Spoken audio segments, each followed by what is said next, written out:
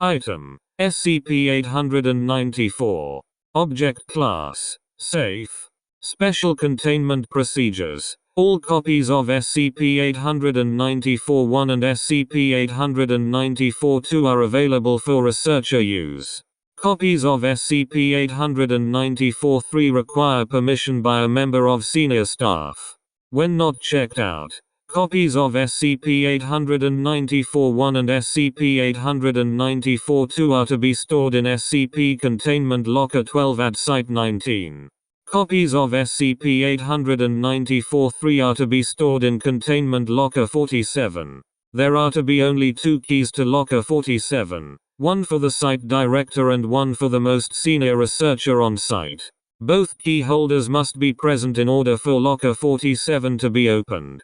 Only Level 4 researchers are allowed access to SCP-894-3.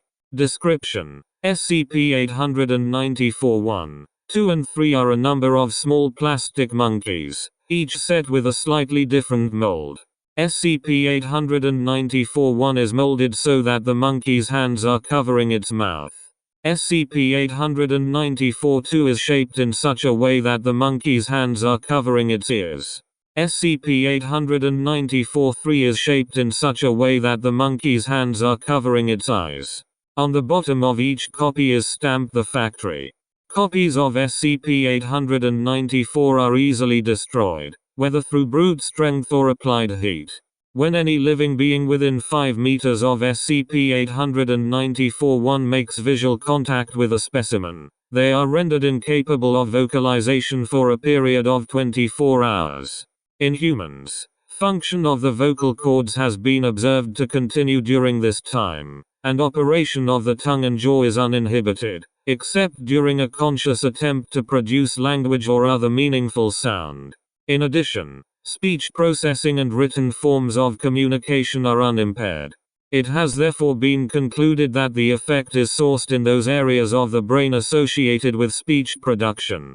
It has been shown that subjects suffering from severe visual anosmia or are otherwise incapable of identifying SCP-894-1 are unaffected. The first instance of SCP-894-1 was found hanging outside the complaint office of Data Expunged. There are currently 7 copies of SCP-894-1 in Foundation hands.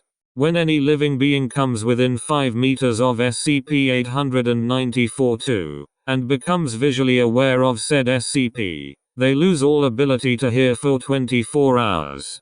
Copies of SCP-894-2 have most often been found in anarchist groups, who seem to delight in placing said SCP in public places, such as churches, schools, and places of business. Task Force Lambda 3, no given nickname, is devoted to tracking down these groups, and liberating all instances of SCP-894-2. The Foundation currently has 12 copies of SCP-894-2. When any living being comes within 5 meters of SCP-894-3, and becomes visually aware of said SCP, they lose all ability to see for 24 hours. SCP-894-3 was first encountered in the hands of a serial rapist, now known as D-894. There is no evidence at this time whether SCP-894-3 was made in smaller batches than SCP-894-1 and SCP-894-2, or if the current owners of copies of SCP-894-3 are simply better at hiding its uses. The Foundation currently has 2 copies of SCP-894-3.